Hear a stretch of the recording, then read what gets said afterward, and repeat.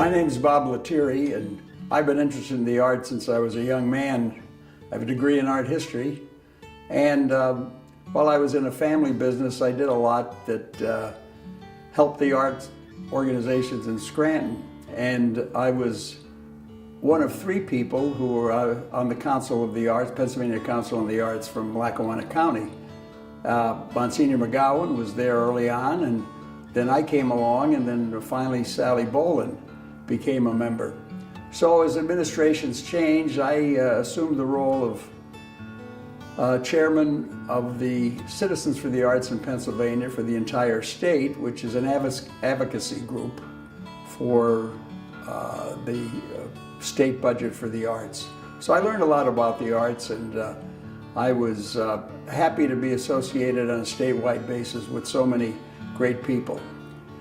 Back in Scranton, my proudest accomplishment was, after encouraged by the Arts Council in Harrisburg, to see if I could do anything to change the governance of the Everhart Museum.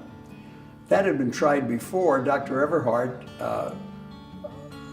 put the county judges as trustees because in 1910 that was the most trustworthy group that he could find in Lackawanna County. Well, that lasted for a long time, and amongst other things, their inability to raise money through the protocol of the judges certainly hampered the fundraising aspects and the health of the museum.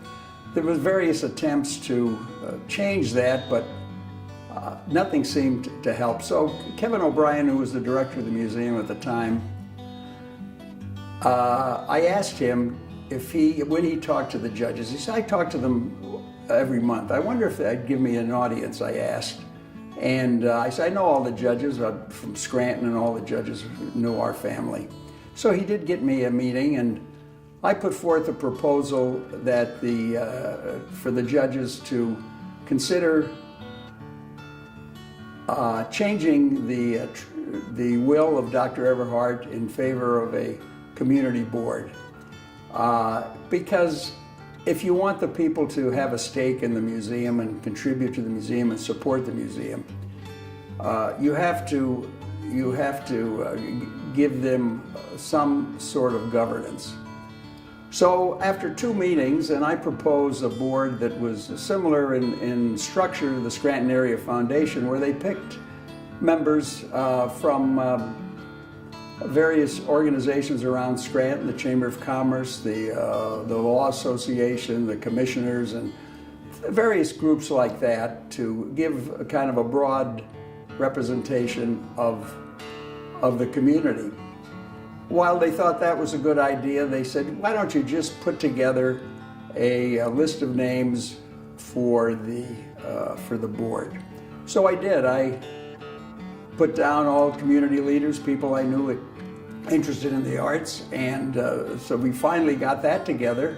And then we had to go to court to have the judges, which were the same group of people, to essentially abdicate in favor of a community board of trustees. That was in the early 90s. So we had a board. I was the founding president for 3 or 4 years, and there was just a lot going on at the museum there, a lot of negative things, infrastructure and things of that nature. So we tried to overcome those things. We had a couple of changes in directors of the museum, and we finally settled in. So that's how the Everhart came out of the dark ages, with the trusteeship of the judges. While sometimes they were interested, sometimes they were not. Their heart was in the right place, but they were busy with other things. So we finally got a board going, and it's still going strong today.